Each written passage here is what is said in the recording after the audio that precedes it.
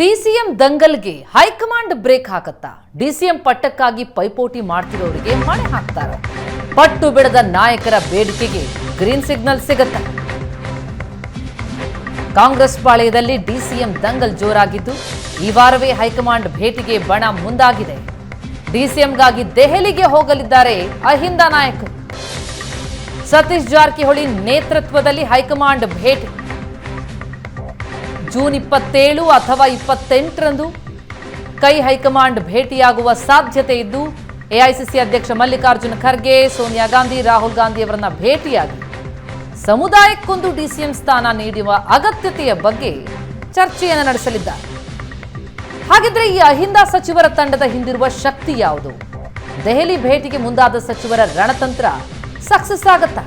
ಕುತೂಹಲ ಮೂಡಿಸ್ತಾ ಇದೆ ಅಹಿಂದ ಸಚಿವರ ದೆಹಲಿ ದಂಡಯಾತ್ರೆ.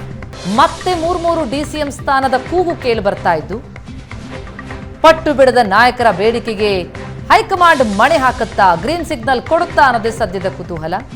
ಜೂನ್ 27 ಅಥವಾ 28ರಂದು ಸತೀಶ್ ಜಾರಕಿಹೊಳಿ ನೇತೃತ್ವದಲ್ಲಿ ಅಹಿಂದ ನಾಯಕರು ದೆಹಲಿಗೆ ಹೋಗಿ ಹೈಕಮಾಂಡ್ ಭೇಟಿಯಾಗುವ ಸಾಧ್ಯತೆಗಳು ಕಂಡು ಬರ್ತಾ ಇದೆ.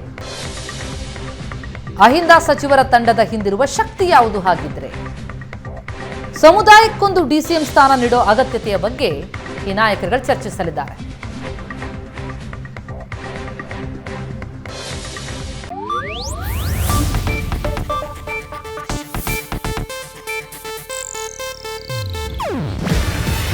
ಇದು ಏಷ್ಯಾನೆಟ್ ನ್ಯೂಸ್ ನೆಟ್ವರ್ಕ್ ಪ್ರಸ್ತುತಿ.